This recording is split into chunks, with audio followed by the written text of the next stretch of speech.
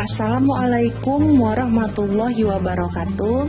Pada video pembelajaran kali ini kita akan membahas bagaimana menentukan limit fungsi trigonometri dengan metode perkalian akar sekawan. Ada 3 prinsip yang harus kita pahami dalam menentukan limit fungsi trigonometri dengan metode perkalian akar sekawan ini. Prinsip yang pertama, 2 akar dikatakan sekawan bila kedua bentuk akar tersebut dikalikan akan menjadi bilangan rasional. Apa itu bilangan rasional? Bilangan rasional adalah bilangan yang dapat dinyatakan sebagai A per B, di mana A dan B-nya itu adalah bilangan bulat, dan ingat B-nya tidak boleh sama dengan 0. Prinsip yang kedua, metode perkalian akar sekawan digunakan untuk menentukan limit fungsi yang berbentuk akar. Jadi, untuk limit fungsi yang tidak berbentuk akar tidak boleh digunakan metode ini. Yang ketiga, metode perkalian akar sekawan dilakukan ketika nilai X disubstitusi langsung ke dalam fungsi limit akan menghasilkan nilai tak tentu. Maka fungsi limit tersebut harus dikalikan dengan akar sekawannya sehingga nilai limit tersebut bukan merupakan bentuk tak tentu. Contoh bentuk akar sekawan dari fungsi trigonometri adalah sebagai berikut. Akar 1 ditambah tangen X dikali akar dikurang 1 ditambah sin X.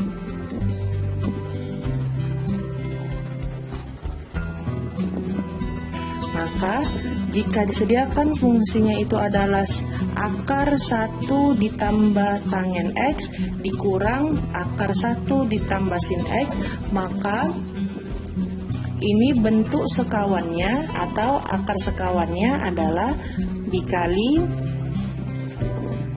akar 1 ditambah tangen X kemudian ditambah akar 1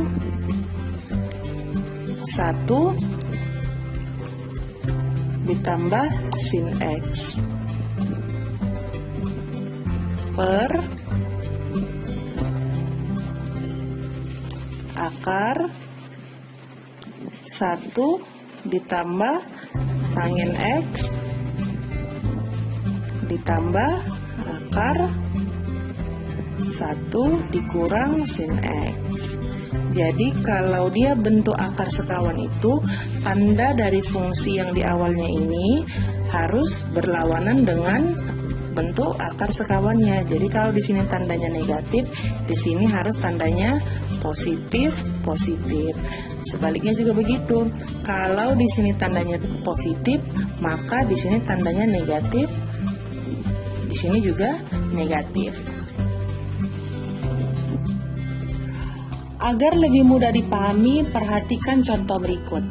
Disediakan limit X menuju 0 untuk fungsi akar 1 ditambah sin X dikurang akar 1 dikurang sin X per 3X. Kita tahu bahwasanya fungsi ini berbentuk akar.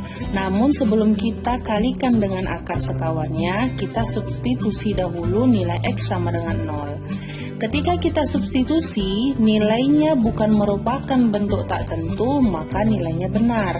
Namun jika kita substitusi, nilainya merupakan bentuk tak tentu, maka hasilnya itu salah. Jadi harus kita kalikan dulu dengan akar sekawannya, baru kita substitusi kembali. Mari kita substitusi. Sama dengan X sama dengan 0, berarti kita masukkan nilai X sama dengan 0. Akar 1 ditambah sin 0. Sin 0 itu sama dengan 0, berarti akar 1 ditambah dengan 0. Kemudian dikurang akar 1 dikurang sin 0, berarti 1 dikurang 0 per 3 dikali dengan 0 sama dengan akar 1 ditambah dengan 0, 1 dikurang akar 1 dikurang 0, 1 per 3 dikali 0, 0. Berarti 1 kurang 1 sama dengan 0, 0 per 0. Ini merupakan bentuk tak tentu sehingga tidak boleh kita lakukan substitusi langsung. Maka kita kalikan fungsi tersebut dengan akar sekawannya, sehingga kita ubah bentuknya menjadi limit X mendekati 0 akar 1 ditambah sin X dikurang akar 1 dikurang sin X per 3X dikali dengan akar sekawannya. Berarti ini tandanya negatif, akar sekawannya tandanya positif. Yang di sebelah kiri dan kanan fungsinya tidak perlu diubah ya bentuk tandanya. Dikali dengan akar 1 ditambah sin X ditambah dengan akar 1 dikurang sin X per penyebutnya juga sama, bagian atas dengan bagian bawah, bagian pembilang dengan bagian penyebut. Akar 1 ditambah sin X ditambah dengan akar 1 dikurang sin X. Oke, sekarang kita kalikan penyebut dengan penyebut, pembilang dengan pembilang. Berarti akar 1 ditambah sin X dikali dengan akar 1 ditambah dengan sin X. Sama-sama dalam bentuk akar, berarti kalau akar dikalikan dengan akar, akarnya habis, tinggal bagian dalamnya saja. Berarti akar 1 ditambah sin X dikali akar 1 tambah sin X, hasilnya 1 tambah sin X. Kita tuliskan limit X mendekati 0 1 ditambah sin X. Kemudian akar 1 ditambah sin X dikalikan dengan akar 1 dikurang sin X. Ya, kita tuliskan aja ditambah akar 1 ditambah sin X, kemudian dikali dengan akar 1 dikurang sin X. Nah, jangan sampai salah. Kemudian bagian sebelah sini, akar 1 dikurang sin X dikali akar 1 ditambah sin X. Lihat tandanya negatif kan, kita buat tanda negatif. Akar 1 dikurang sin X dikali akar 1 ditambah sin X. Oke, sekarang bagian yang terakhir, akar 1 dikurang sin X dikali dengan akar 1 dikurang sin X, ya kan? Lihat, bagian dalamnya sama bentuknya, ya kan? Akar dikali akar berarti habis akarnya, tinggallah bagian dalamnya. Tandanya di depan negatif kali positif negatif, berarti tinggal kurang 1 dikurang sin X. Oke, nah ini pernya agak panjang. Oke, kita bagikan 3X dikali dengan akar 1 tambah sin X ditambah akar 1 kurang sin X. Nggak perlu kita kalikan ke dalam, kita tuliskan aja kembali 3X pakai kurungnya dikali dengan akar 1 ditambah sin X, kemudian ditambah dengan akar 1 dikurang sin X. Tutup kurung. Oke, kita lihat mana yang sejenis. Berarti akar 1 tambah sin X kali akar 1 kurang sin X dikurang akar 1 kurang sin X kali akar 1 tambah sin X, itu sejenis kan? Nah, itu sejenis. Bedanya letaknya aja, tapi kan hukum perkalian itu sama dia kan, mau dia di depan atau di belakang akan sama hasilnya. Karena di sini tanda kurang, berarti ini kita boleh coret karena habis hasilnya. Tinggallah 1 tambah sin X dikurang 1 kurang sin X. Kita tuliskan kembali. Limit X mendekati 0, fungsinya 1 ditambah sin X, tutup kurung, dikurang 1 dikurang sin X. Di bagian penyebutnya tetap ya, per 3X dikali dengan akar 1 ditambah sin X. Jangan lupa kurungnya kita tambahi, ditambah dengan akar 1 ditambah sin X. Tutup kurung. Oke. Sampai di sini kita perhatikan lagi bagian pembilangnya, mana yang bisa kita selesaikan. Berarti 1 dikurang 1 habis. Oke, kemudian sin X dikurang negatif sin X, berarti sin X tambah sin X, artinya kan sin X ditambah sin X 2 sin X. Limit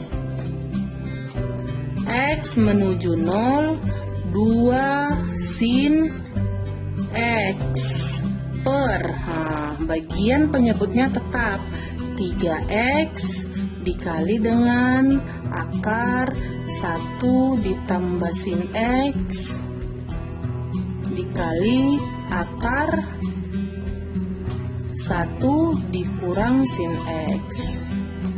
Kita buat tutup kurungnya. Kita buat kurungnya ya. Oke. Kemudian kita lihat bagian penyebut dan pembilang sama-sama punya koefisien, yaitu 2 dan 3. Ingat sifat-sifat limit fungsi. Jika ada koefisien di depan fungsinya, maka koefisiennya boleh diletakkan di luar limit. Sehingga 2/3-nya kita letakkan di luar. Sisanya limit X menuju 0. Oke, ini kita pisahkan juga sin X per X. Sin X per X. Kemudian dikali limit, sisanya siapa? Oke, sisanya adalah 1 per ya, 1 per yang ini kan sisanya akar 1 ditambah sin X ini tandanya tambah, jangan lupa ya. Oke, ditambah akar 1 dikurang sin X. Selanjutnya, setelah kita pisahkan dalam bentuk perkalian, ini hasilnya 2/3. Kemudian limit X menuju 0 sin X per X, ini merupakan sifat-sifat limit fungsi trigonometri. Hasilnya adalah 1. Kemudian yang limit X menuju 0 1 per akar 1 ditambah sin X ditambah akar 1 dikurang sin X, ini tinggal kita substitusi langsung nilai X dalam fungsi ya. Jadi 1 per akar 1 tambah 0 ditambah akar 1 dikurang 0. Hasil perkaliannya menjadi 2/3 dikali 1. Kita jumlahkan saja yang ini. 1 per akar 1 tambah 0 itu 1, ditambah akar 1 kurang 0 adalah 1. Sama dengan 2/3 dikali 1 dikali 1 per 1 tambah 1, berarti 1/2. 2/3 dikali 1 dikali 1/2, 2-nya boleh kita coret sehingga diperoleh hasilnya 1/3. Kita lanjut untuk contoh soal yang kedua. Disediakan limit X menuju 0 untuk sin X per akar 1 kurang X dikurang 1. Sebelum kita kalikan dengan akar sekawannya, maka kita substitusi terlebih dahulu. Jika hasilnya merupakan bentuk tak tentu, maka harus kita kalikan dengan akar sekawannya. X-nya sama dengan 0, berarti sin 0 sama dengan 0, ya kan? Kita buat 0 per akar 1 dikurang 0, kemudian dikurang 1 sama dengan 0 per 1 kurang 1. Maka ini sama dengan 0 per 0, tidak boleh karena menghasilkan bentuk tak tentu. Maka fungsi ini harus kita kalikan dengan akar sekawannya. Kita harus kalikan dengan akar sekawannya. Limit X menuju 0 sin X per akar 1 dikurang X dikurang 1. Akar sekawannya berarti di sini tandanya negatif, akar sekawannya harus tanda positif. Akar 1 dikurang X ditambah dengan 1 per akar 1 dikurang X ditambah 1. Oke, kita kalikan pembilang dengan pembilang, penyebut dengan penyebut.